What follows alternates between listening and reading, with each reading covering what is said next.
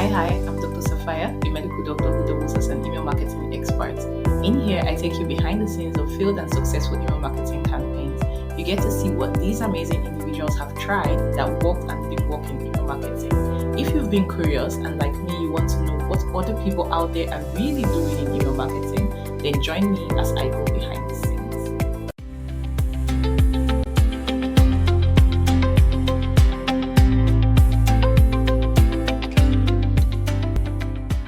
Hey listeners, welcome to Email Marketing Experiments. Today I have a content marketer, content marketing mentor for newbies with Temsi, a content team lead for the No Code Tech Summit.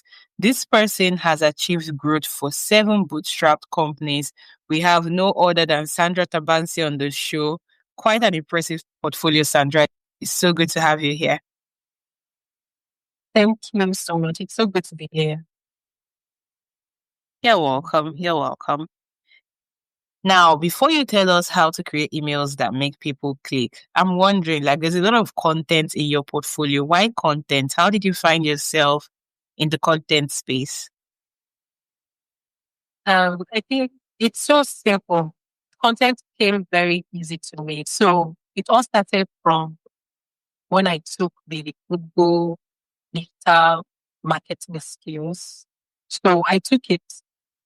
You go through all the areas of digital marketing and content marketing. So I found out that the content marketing part of thing was too easy for me. It was so enjoyable. That's amazing. I mean, I love the fact that you said it's easy and it just came easy to you, right? Now you have helped achieve growth for 7 bootstrapped companies. And we all know that bootstrapping is not the easiest thing in the world. So how do you feel about that, your content has contributed to the growth of not just 1, but 2, 3, 4, 5, 7 companies?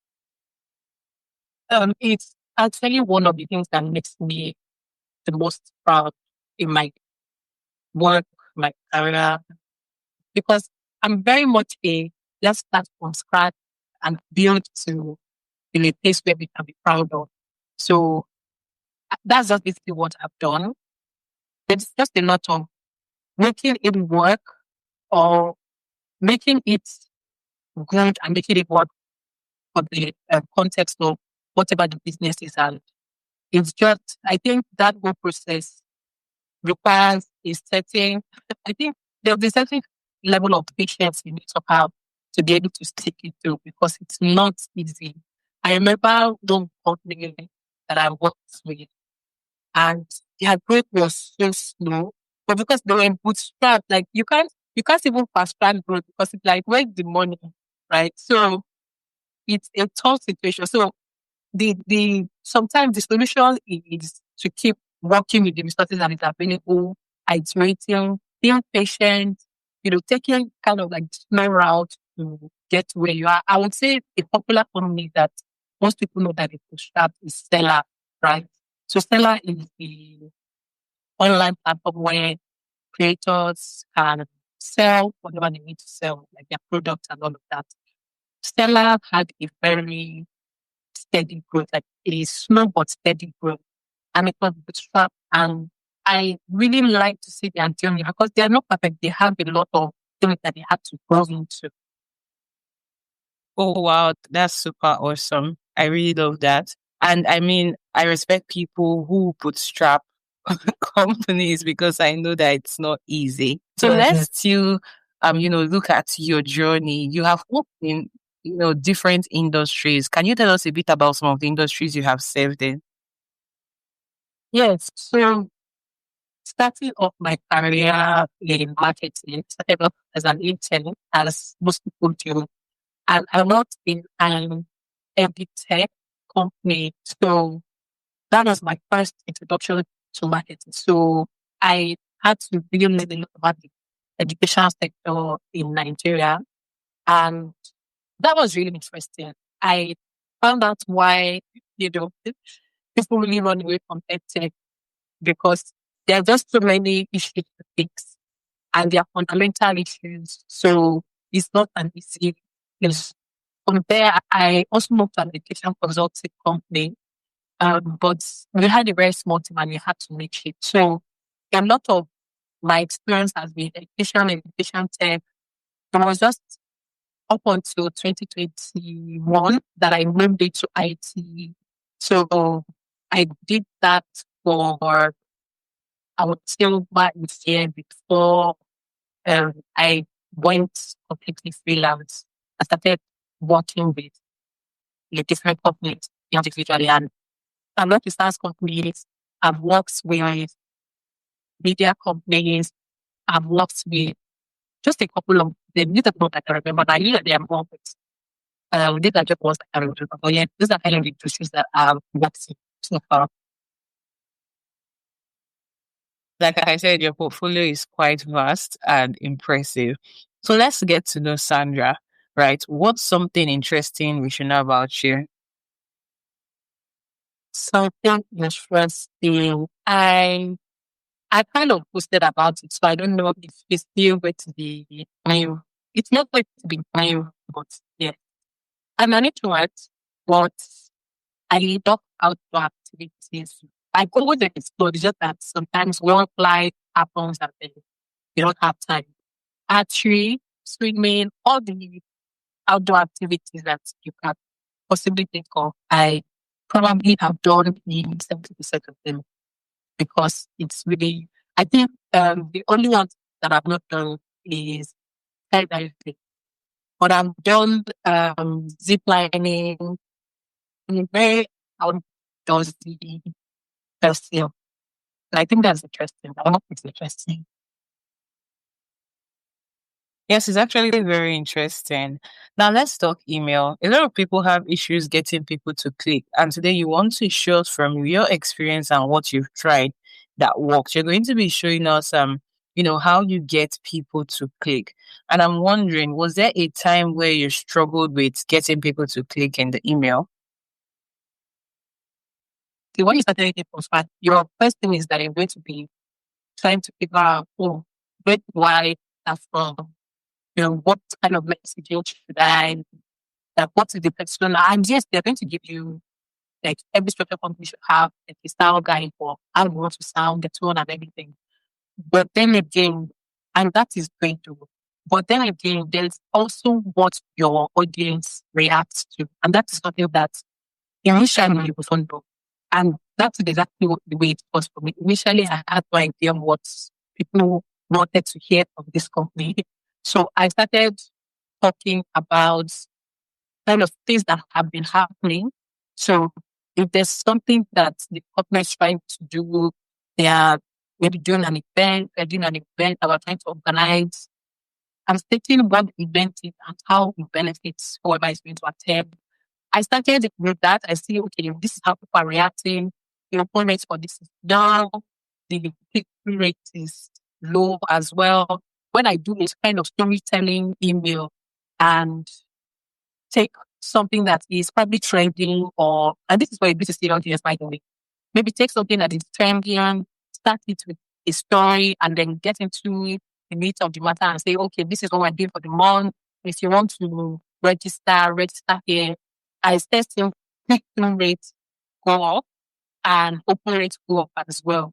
So what I started realizing from the emails that I was doing, and this is by experience, by doing email and not getting, I would say 30% of people opening. It was low. It was really, really low. I think it started from 20% and then 30% till it started growing. So it was me seeing what worked, what didn't work, and then improving. Just listening to what people were not saying. Because email, for emails, they can't tell you, oh, do you like this? Don't like this. No comment section for email. But being very focused on hearing what is not said helps me kind of um, just go back to the drawing board, reiterate, and change things up. And I think just that part of having the autonomy to say, okay, this thing is not working, let's change it up, really change things up. Because I know that some people work in places where it's not easy for them to change things up. I've worked in that kind of place, and it's time, the result that really got in a short, sometimes long time. But when you're in a place where you're given the autonomy to work on your ideas, to workshop your ideas, it gives you more room to find out what works and what doesn't work. And the growth is inevitable in that kind of space. So yeah, that has been what my growth has been when it comes to email money. So let me just veer off conversation a bit because you brought in something that is very interesting, right? Being given autonomy. Now, let's say you're working for a brand and you don't have the kind of autonomy that you want, and you have things that you want to try, because we have people listening to this who are also email list managers. How do you go about trying to get that autonomy so that you can, do the experiments, test out the things you want to do to be able to drive growth? Okay, so the only way, surefire way that I found out and I've tested this is to come with, so you're not going to just come with words, you have to come with data, come with proof. So if you're going to make your case, because well, especially I want to speak for Nigerian companies because those are kind of the people that have seen a lot of pushback on when it comes to email management. That's it, like autonomy in email management. So because they are very concerned about what kind of messaging goes out and what kind of messaging leaves their company. So when you want to get that trust on them, what you have to do is, and what I've done is to say, okay, this is the data we have now, right? We are seeing that there is an open rate of this percent and then a click-through rate of this percent. And I bring an experiment and say, if this could either be like a test experiment or it could be something that I've done on my own or something that maybe I've done research on and I've seen that this thing will change or this thing will make a difference. And I bring it side by side and I say, okay, this is what I put them is this is what my research or data, wherever I source my data from, if whether it's my own personal experiment or someone else's. I say this is what we should do, and this is what the result will be. And this is the timeline for this result to happen, maybe 3 months or so.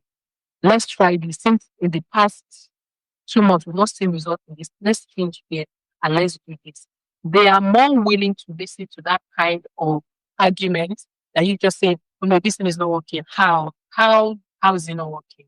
And when you're showing them data, you're not showing them the complicated one that you understand and you understand, but they don't understand those words. They just want to see what the numbers have been, like a very clear distinction of this is what the numbers are, this is what we're aiming for, this is what will get us there kind of presentation. And this will usually work. I think anybody that doesn't work on that person maybe really is not ready to grow as a company.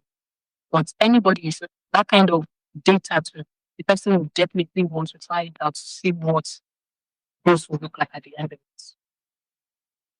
I totally love what it is that you have going and how you went with the data, because a lot of times the data speaks for itself. It gives the person something to hold on to and to build belief.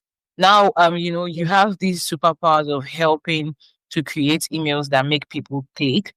And I want us to go down into like the practical. So we'll be using a brand you worked on as a case study. And so for non-disclosure purposes, we'll be calling them Steve. That's fine. So for this particular brand, right, and that we're going to be walking through just how it is you help them drive growth, email marketing wise, and then their metrics per se. I'd like for you to give us a bit of context and backstory into like what you came on board to do for this brand and like the problem you noticed that made you choose email marketing and start to use that particular channel.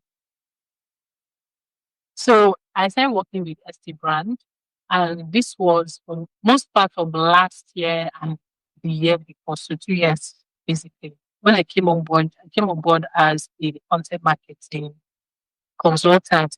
This was the media company, right? They had their PR people, they had the creative director, they had, a lean small team, like I said, bootstrapped, but they wanted growth. And I believe growth was possible because they had a very solid vision, they had a very solid plan. So when I came on as a content marketer, there was a lot that we started putting in place. First of all, creating a strategy to say, okay, this is who we are as the people, right? So how do we want people to perceive us? How do we want to show up? So like in all content marketing strategies, it was very important for us to find out what avenues we're going to use, to kind of reach people that we wanted to reach. And we agreed that email and social media like Instagram, because Instagram, TikTok, I believe that were the most prominent ones. Um, Twitter and the other ones were dormant, but TikTok, Instagram slash Facebook were the most dominant ones because again, this is the media company. There's more show than tell. You have to show workings. Excuse me. So what we started doing was step publicizing on social media.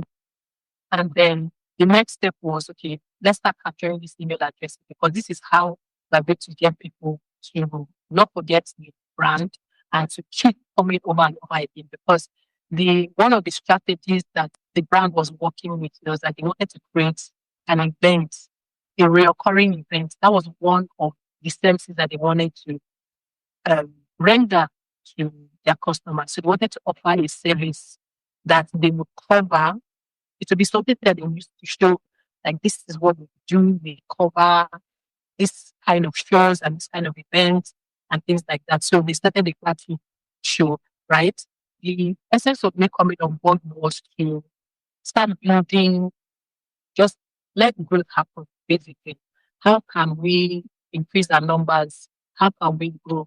So, like I said, I started from scratch and there was nothing I felt. This was my own discretion, and I'm glad that they allowed me to use my discretion because I felt like there was nothing that we could say to people to get them to drop our email. Because for what the company was doing, there's like people usually say, "Oh, do guides." People, not everybody buys into all those things, right? There are things that certain people buy into, and that's why it's very good to know your audience, the audience that you're working with or you're targeting. So I knew that this audience, they don't care about that. They don't want all of that. This is more of entertainment. Like, give me a good enough is to give you my email address. And I was like, okay, so since we are doing these shows, let's start collecting email address of the people that not only register actually, but come and attend these events. So there was a registration desk as every event should have. And we started collecting email addresses from them. And that was the way we did it. So we started collecting email addresses and everyone that joined the email list is a welcome to ST brand. You're receiving this email because you attended the event. If you don't want to be receiving this email, you can opt out. If you want to keep receiving this email, you're welcome to the farm and all of that. So that was kind of like a short blog kind of welcome message.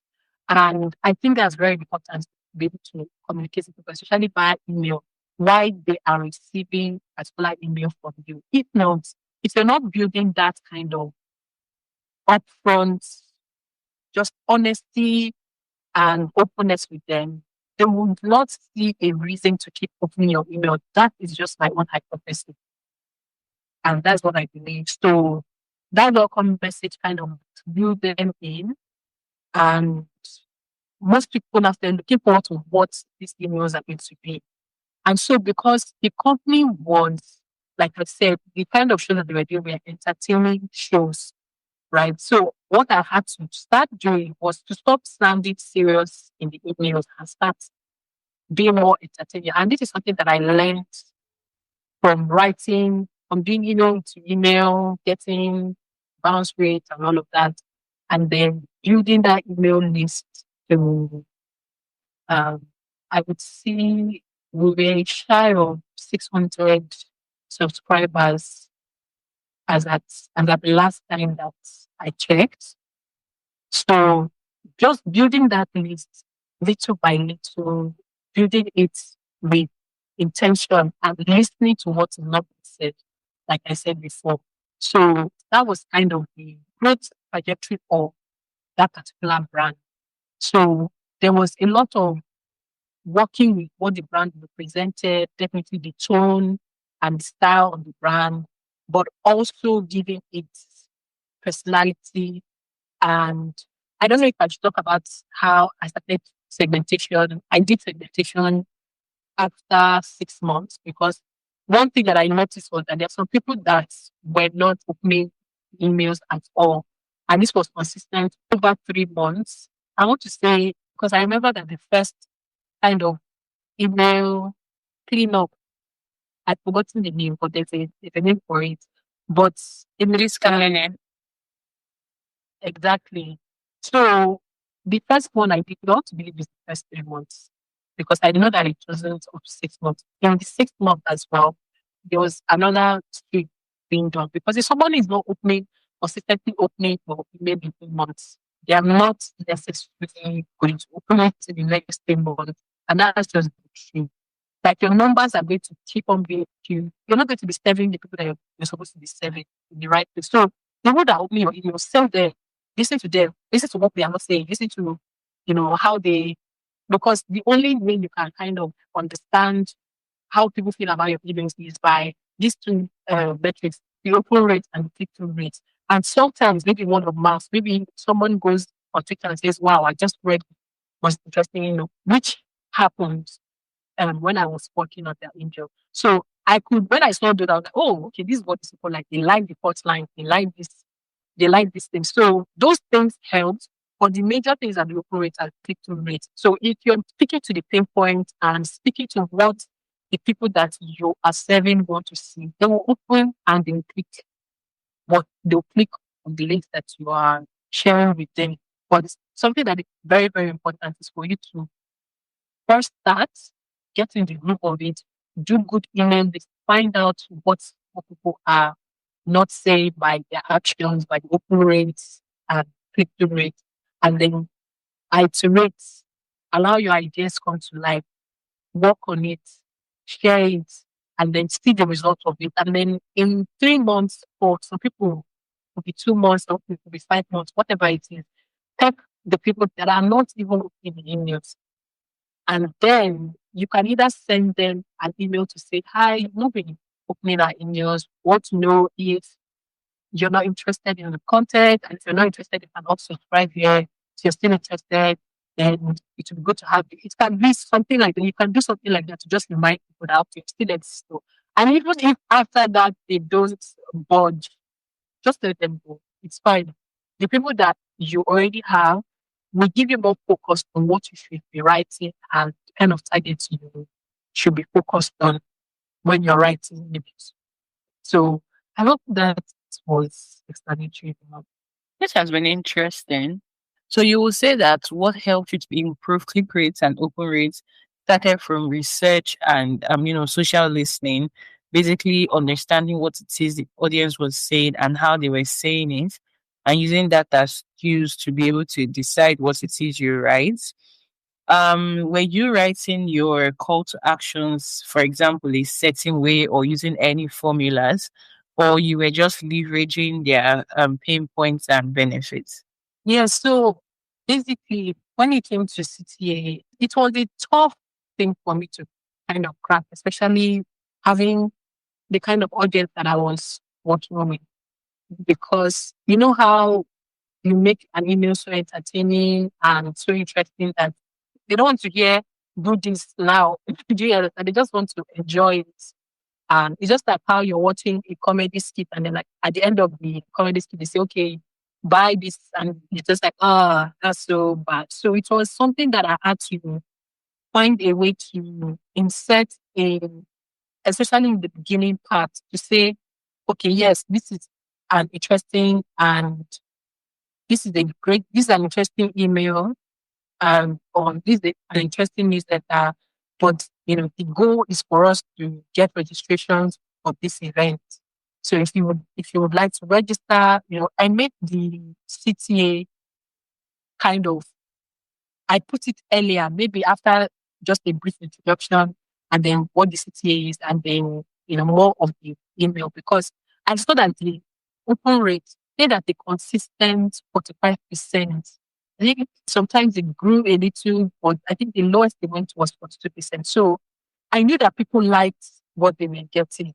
They just needed to be aware that yes, although this is great it's great to receive these emails, but we need you to take this action. And taking the action is really important. So kind of infusing that in the initial stages and then also in the final body of the email newsletter was really helpful. I think we saw a lot of growth when it comes to the click-through rates, strategically placing the CTA in those two different spots.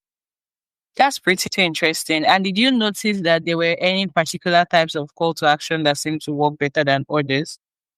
Yes, so call to actions that were light and fun. I think I'll keep reiterating. It was a very fun, light-hearted. So this is B2C. So it's fun, light-hearted kind of emails. I think maybe something like Zikupo type emails, but not too informal because I feel like Zikupo zone is really informal. But if you know Zikupo, you understand what I'm saying. But just something light and fun. So instead of saying click here to get your ticket, it's like your ticket is waiting here. Something lighthearted. I'm trying to remember some of the CTAs. Your ticket is saying hi here, or something that relates to something that is lighthearted. And because before I started with click here to get your ticket, and people were not clicking, I'm like, what is this like? I mean, is it not just the same information I'm giving? But when I put it in that lighthearted way, they just a flow that happens. But when you're doing lighthearted, when it gets to the CTA point, you're now serious. I don't know, for some reason, they just jump it and go down to whatever they were reading for. So what I would say for CT and what I would say probably worked for us was to continue whatever tone you have, just continue with it. Even with your CTA, it's unconventional, but it will work for you, your brand, because that is the tone that you used in your email. So if you're using a serious tone, by all means, use a serious CTA. It will work. But if you're using a semi-formal or informal tone and you now come to the city and want your CTA to be formal, it may not work out. I'm just speaking from my own experience. It may not work out in the work out, but chances are that following the same tone would, especially as it relates to your CTA, it would give you the results that you're looking for. This is pretty interesting because now you're bringing in humor and bringing in tone to be able to get people to click instead of just being straightforward and going with the flow. And so I'd like to know, in making all of these tweaks that you have done so far, what was the result like for you and your email marketing? So the results were really, really good. So they started out slow. And I would preface by saying, again, this was a bootstrapped company, so resources were limited. So we had to work with what the company could afford at the time. So thankfully, the company could actually afford a good email platform that we integrated into WordPress. So we were using that. So it was more like a CRM platform.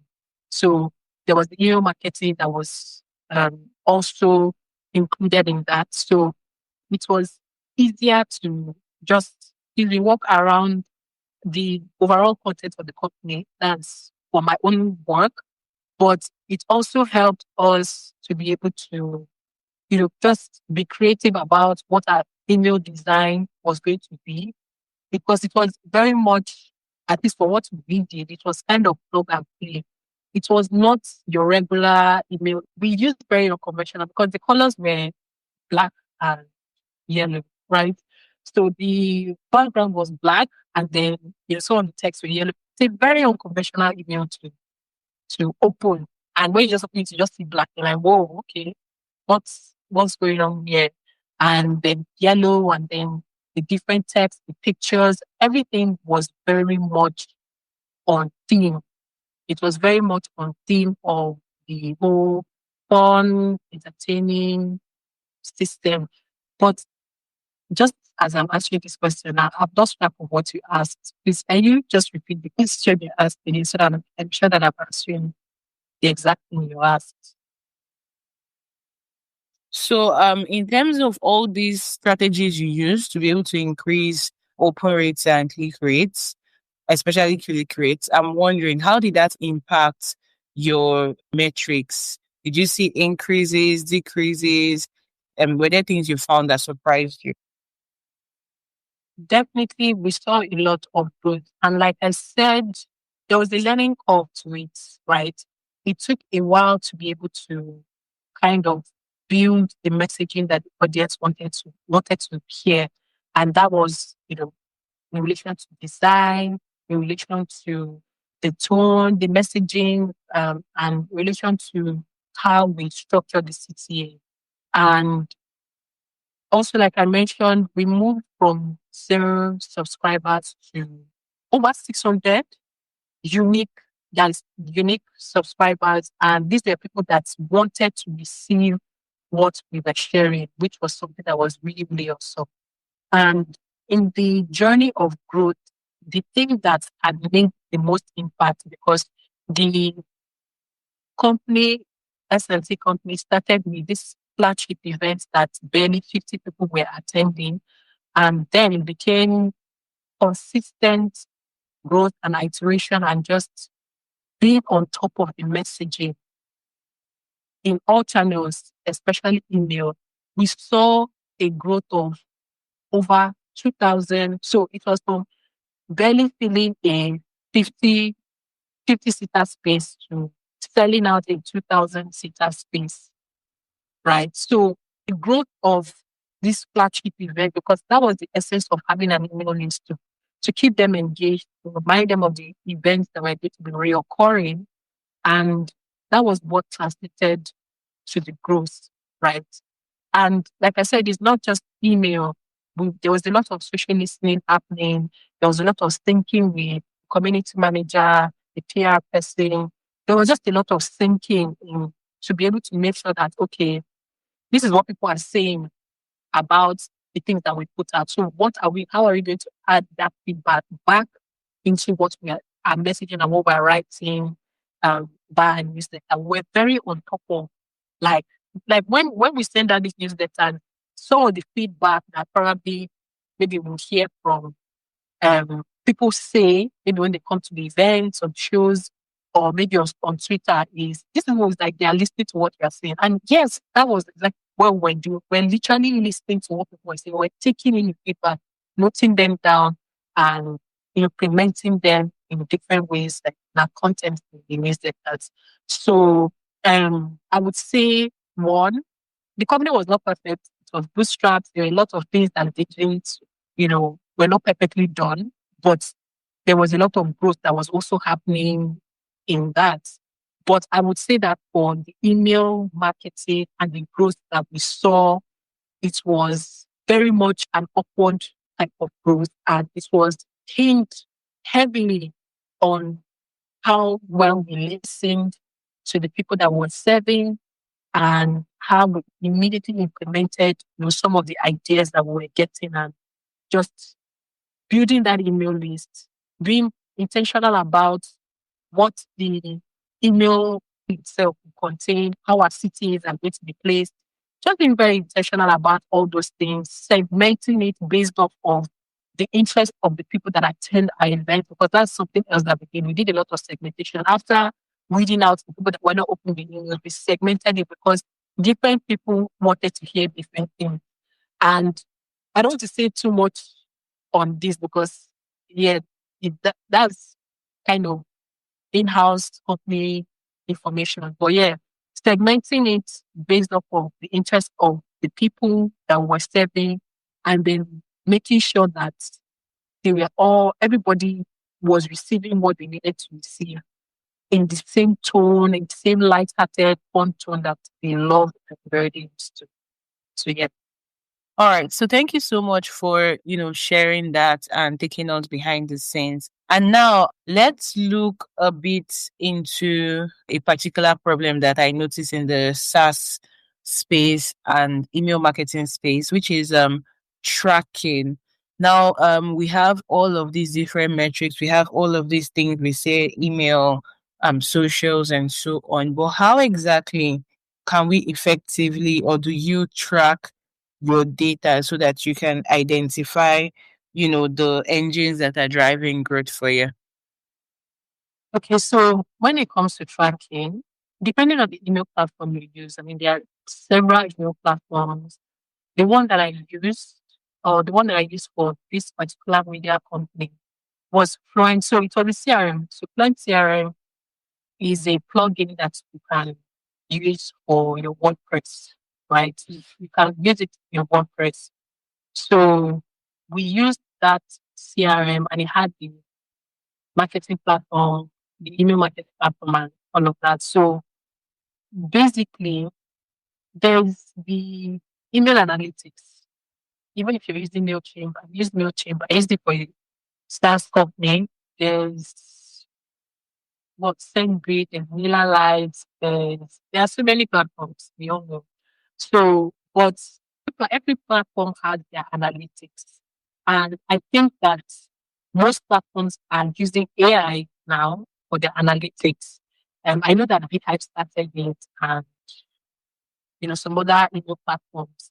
I think that MailChimp is kind of workshopping it. I mean, I'm not sure. They've not done the greatest job at it, but that's neither here nor there. But basically, looking at the email analytics, right, and being able to say, okay, what am I looking at here? Well, you have the audience, because they always let you know these are the audience. This is the audience that you're catering to. You have your click-through rates, you have your open rates, and these are I would say these two things, click-through and open rate, are the two most important. And then your bounce, I want to call it bounce rate, but like the people that leave your email list, right? Those three things you need to watch out for them. Um, People that leave your email list, you can't really control it. So there's not a lot that you can do about it. But what you can, the two places that your focus should be on is the click-through rate and open rate. Because you want to, click-through rate is getting, open rate is getting people to the door, right? And click-through rate is having them actually take action on whatever your email is about, right? So these are the key metrics that you want to watch out for. And then to that, again, this may not work for everybody, but um, the other part of it is to just add a little bit of social listening, because people that read your email, sometimes they talk about it. Is that kind of happens a lot, especially if you're maybe a growing brand or a brand that has started getting some kind of buzz. If you're doing something good, people will tend to talk about it. That is a metric that is not really a tracking metric that I I take into consideration. So if nobody's talking about your brand yet, obviously, probably you've not really grown to a certain extent where you're getting a lot of eyes on your email, and that's fine. But if you are, I will put that into metrics that I watch out for, because that feedback is going to be very helpful. It's not a data thing, but it's just basically, it helps you kind of restructure or add, maybe tweak or add new things to your email newsletter, or you know, on whatever platform that you're using. But this is just me adding that. But the two main metrics that are very important is the click-through and the open rate. And you should always be familiar with how your email marketing provider, service provider, is giving you the analytics, and then taking that analytics and working with it to say, okay, this is where we are. these are the these are the set of people that are dropping off. These are the set of people that are staying on. How can we make these people? How can we shift them from just open rate to click through? What do they need? You can from there you can even decide to do a survey, just a Q&A survey to say, okay, what would you like to see in the next issue? A guide, a this, a that, a that, and then whatever they choose, you can follow that. There are just so many ways to workshop the data that your email marketing provider is using. So yeah. Definitely team surveys and, adding that into what it is you're doing to be able to get more information and more data. So now we're going to be going into what we call open rate confessions. And this is where we discover the not so perfect, not so fancy sides of email marketing. And so my question for you is, what would you say is your biggest, wildest, maybe most hilarious email marketing mistake in your journey so far? Oh, my biggest challenge. So biggest email marketing mistake. I have to thank you because for any growth to happen and you didn't do any mistake, come and send me the what you're using inside your steel, please. I need it. But yeah, I've made mistakes. I'm definitely made mistakes. And there's a time where I segmented my email list and then I switched. So what I sent what was supposed to be for A to B. I was supposed to be for B to A, and it was a big issue. Wow, what a big issue it was because that audience needed to didn't need to hear that information, the information that the other audience was hearing. Like it was such a big issue, and I had to remedy it. I had to apologize. I had to. And email mistakes like this happen a lot. You asking this person, that's the most prominent one that comes to mind because I was like, I have so careful. Why did this happen? If those kind of mistakes happen, please don't beat yourself up. It's tough managing, an email that you, especially when you've reached it to a certain extent, you've segmented, you've done all these things, like making sure that each person, each segment is well fed with what they need to be fed with. It's hard. It's not the easiest thing, like, and it requires a lot of focus and, just attention. So if you've made a mistake, welcome to the club because I made that mistake as well. And that was it almost became a very costly mistake for the company. But thankfully, people were accepting of the apology and we could just jump back into what we were doing. So yeah, that was a very, very, very unforgettable. I mean, I'd like to know the contents, but I know we can't go into that. Messaging can be it can be such a thing that from nowhere, people get to hear something that they were not supposed to hear. And the ripple effect and the chaos that it can cause can be crazy. So I'm glad you were able to come back from that and the negative impacts. Well, you were able to manage, you know, all of that crisis and come out of it. I know you have a newsletter where you share tips about content marketing. Can you tell our listeners how they can join your newsletter? Yes, sure. So I have this newsletter on LinkedIn actually. So it's just sharing my content marketing lessons. That's actually the content marketing lessons because I believe that you learn more from people's journey than from them saying, "Hey, like this is what content marketing is." Da, da, da. It's easier to learn from people's journey, and so basically that's what I have been doing. I've taken a break, a little break from it, but I'm definitely going to be back. So I took a break to kind of build a couple of issues for the newsletter. So I'm coming back with a bang this month, um, and the newsletter is going to be very. If you've ever read anything from me, you know that I speak from experience. Very raw, very straightforward, very short and straight to the point. I don't, no fluff, no babble. So if you're interested in things like that, I'm also going to be talking a lot about, how I cross over from content to email to products to growth and all, because that happens a lot in work that I do. Then you would love this newsletter. So check for content marketing lessons by Sandra Tabansi on LinkedIn if you're interested in that. Yeah. Thank you. Thank you so much, Sandra. So, guys, you can find her on LinkedIn, connect with her, and of course, subscribe to her newsletter at Sandra Tabansi. It has been such a pleasure having you on the podcast, listening to your story, your journey, and the different things you tested out to get to where it is that you are.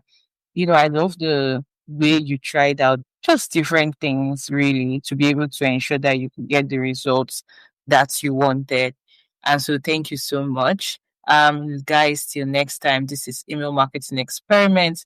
Don't forget to think it, to test it, and definitely to share your experiments with us. Till next time, subscribe, like, and share. Thank you.